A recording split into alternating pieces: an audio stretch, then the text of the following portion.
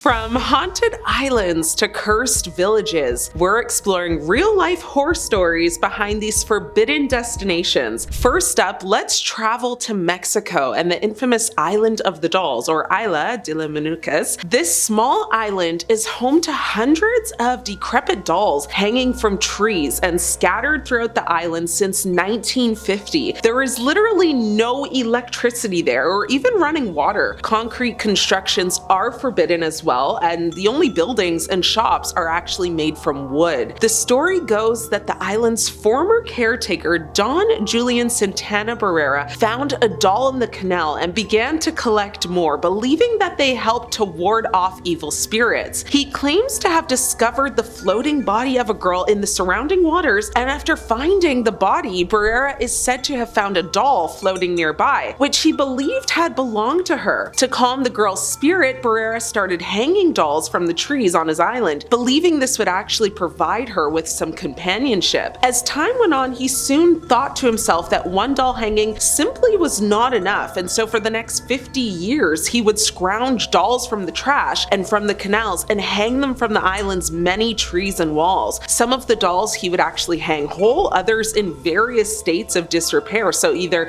headless or feetless, legless, you get the point. Now, over time, as the legends spread, Barrera continued to collect even more discarded dolls from trash and traded goods in order to acquire more, leading to the island becoming densely populated with dolls. These actions don't really sound like the actions of a person who, has a good grip on reality, and that's why there's been so many doubts from people surrounding this legend. While the story is widely believed, some question whether the, drowned girl actually existed or if it was just a figment of Barrera's imagination. Even his own family didn't believe that he ever found a girl, although, they also didn't specify if they do think, what happened or not. So it's all very mysterious. Now, Don devoted his whole life to her, and the real horror begins when you learn that Barrera was actually found unalived on the island in 2001. Discovered, yep, you guessed it, drowned in the canal, in the exact same place he said he's seen the girl. Now, many believe that he was driven mad by the isolation and the eerie atmosphere of the island. In response to his passing, tourists actually began flocking to the island in order to pay their tribute at the time. Now, one person named Jose Perez, who is said to have visited the island all the way from Texas one year, stated that, it feels very calm there, but at night it would be pretty spooky. Just, all these dolls kind of hanging around looking right at you. Today, the island is completely off limits to visitors due to its remote location and the risk of disease from the stagnant water. And while yes, technically you can visit the island, if you try to, good luck though, because, most boat operators will refuse to actually take you there due to either superstition or their concerns about the spooky reputation the island holds. Next, we travel to the Bay of Bengal and North Sentinel Island, home to the Sentinelese people, an indigenous tribe that has lived on the island for thousands of years. The island is so isolated that the Indian government has put in place a 3-mile buffer zone to prevent outsiders from actually disturbing the tribe. But what makes North Sentinel Island so terrifying is the tribe's reputation for violence towards outsiders. In 2006, 2 fishermen accidentally drifted onto the island and were unalived by the tribe. They drifted onto the shore while they were illegally fishing in the area, making a chilling incident due to the tribe's extreme isolation and violent resistance to any outside contact. The Sentinelese are known to attack anyone who approaches their island, making it a highly dangerous and off-limits zone. Now, the 2 fishermen were likely poaching in the waters around the island when their boat drifted onto the shore, and upon reaching the beach, the Sentinelese attacked the fishermen, unaliving them. Now, due to the danger, authorities did not attempt to retrieve the bodies of the fishermen at all, and the Sentinelese have,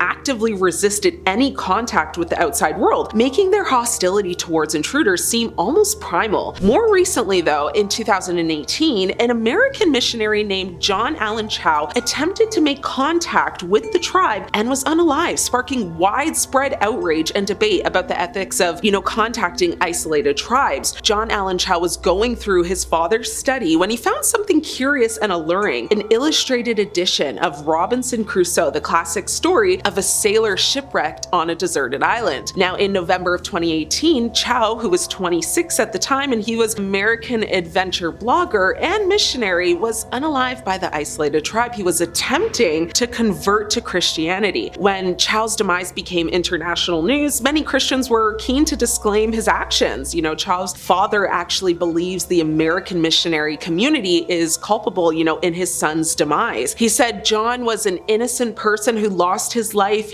from an extreme vision of Christianity taken to its logical conclusion. He also told, news organizations that Chow had received 13 immunizations, though Survival International, an indigenous rights group, disputes that these would have prevented infection of the isolated Sentinelese people. Now, the Sentinelese, are considered one of the Earth's last uncontacted peoples. Their entire tribe is believed to number several dozen people, and in a brief message posted on Chow's Instagram account, his family pleaded for a more sympathetic understanding, of the person they called a beloved son, brother, uncle, and best friend, and someone who loved God, life, helping those in need, and had nothing but love for the Sentinelese people. On the night of November 14th, he and some fishermen, Christians who actually had agreed to help him set out in darkness for North Sentinel, carefully avoiding the Coast Guard vessels. They actually reached North Sentinel late at night and anchored nearby. The next morning on November 15th, he made his first approach. The fisherman refused to go any closer to the island, so he stripped to his underwear, thinking that would somehow make the Sentinelese more at ease, and he paddled a kayak towards the shore. He then saw a hut and some dugout canoes, and as he paddled up the beach, several Sentinelese people,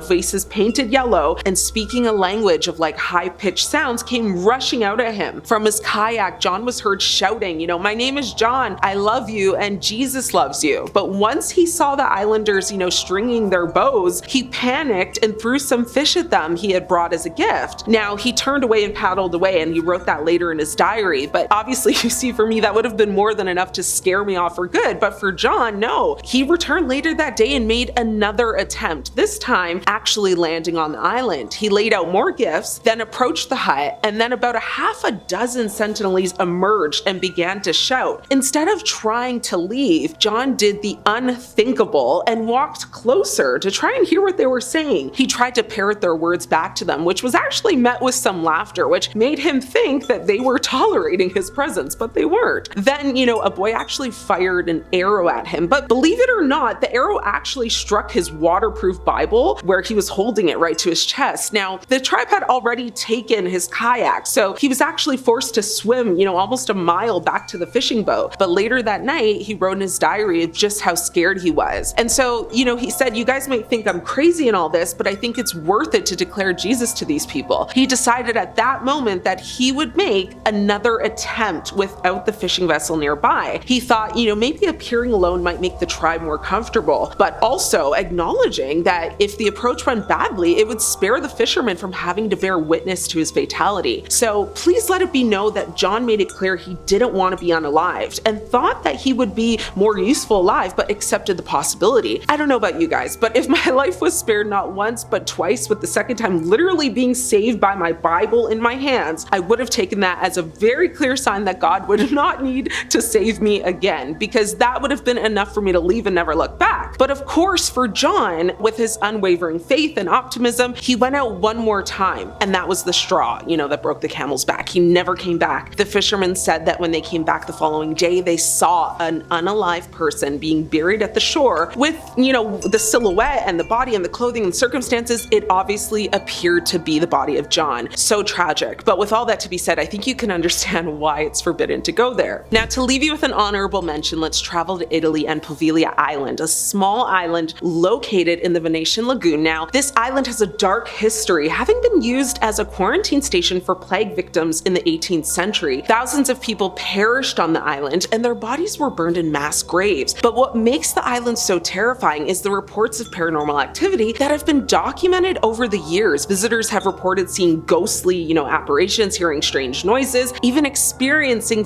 physical attacks by unforeseen forces. Now, some paranormal believers claim the island is the most haunted place in the world, so it is absolutely forbidden to visit for obvious reasons, of course. Well, that's all for today, but which one freaked you out the most? Let me know. I'm your host, Ashley. Until next time, stay scared.